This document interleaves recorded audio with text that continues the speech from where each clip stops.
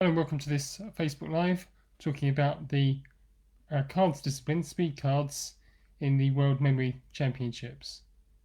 It's often the most exciting discipline because it's the final event of the competition. Often the whole competition is decided by the speed cards.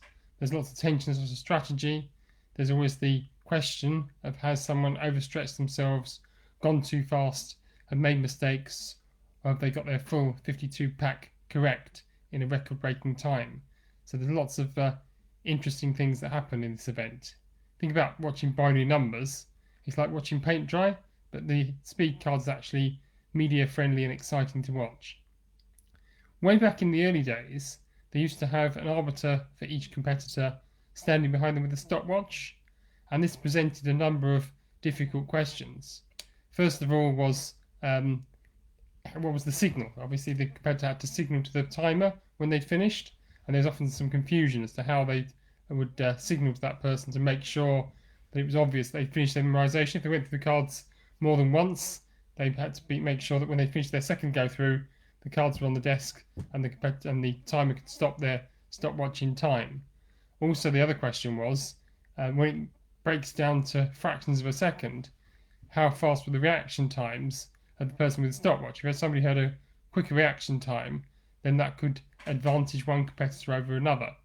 So we came up with a solution, which is the speed stacks timer. So they have pressure pads, and the competitors start the timer by releasing either one or two hands from the pressure pad, and then the timer starts. They memorize their cards, then they put their hands back on the pressure pad, both hands, to stop the timer. So there's no question about reaction times, there's no question about signalling. It's far, far fairer, and there's no way you can really cheat with that because you have to have both hands on and both hands away. So it's a much better system for timing. Of course, the idea is to get 52 cards correct as fast as possible, and as soon as you get the first mistake in the deck, you stop marking at that point.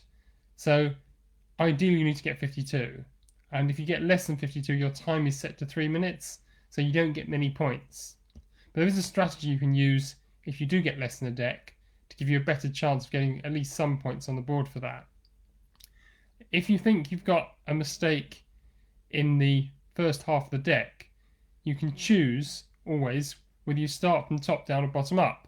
So if, say, your 10th card is wrong, you think, then start from the back of the deck, working forwards, and you'll get 49 points.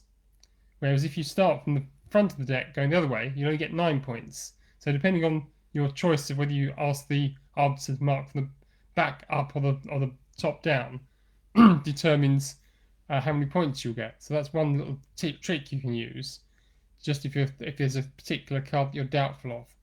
But as I say, the idea is to get 52 cards correct, so you won't get much additional points. In fact, a lot of the top competitors, if they don't get 52, they'll just declare 0 because it's just not worth it. It's not worth the bother of checking it if they haven't got the full deck. So it's a very exciting event. I say there's a couple of things you can do to help you to be slightly more points. But that's it for this week. Next week we've done all the disciplines now, so next week we've gone to a slightly different topic, looking at some of the memory heroes of yesteryear. So I look forward to talking to you about that next week.